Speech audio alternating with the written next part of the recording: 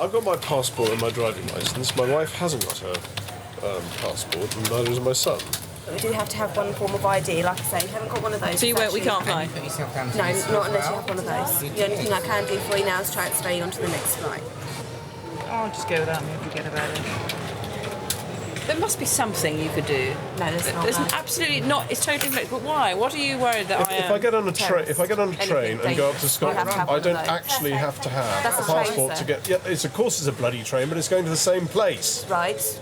Just low voice, sir. I am getting just a slightly off for this, but it strikes me as being very strange. I can't do anything about it, ma'am. We have no discretion. I've got loads of identification. I've got loads of cards with me. I've got everything, but I haven't got a photograph. Got one of those. No. I was going from Luton and I was going to Edinburgh.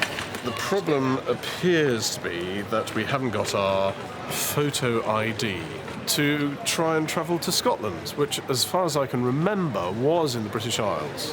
What can we do? We're utterly hamstrung by these thick-headed people wearing orange suits who say, oh, can't do this, can't do that.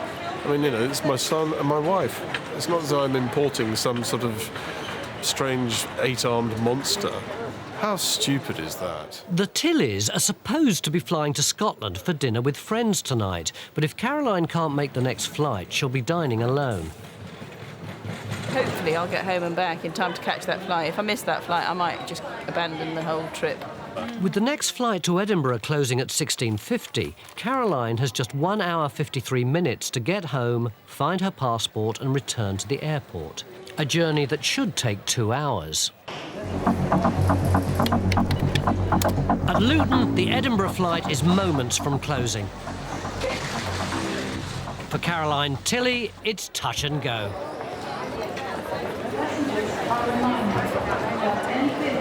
God, it's me, I'm back. She's made it. Just. Nightmare. I had to sit for half an hour at Luton Airport waiting for a train.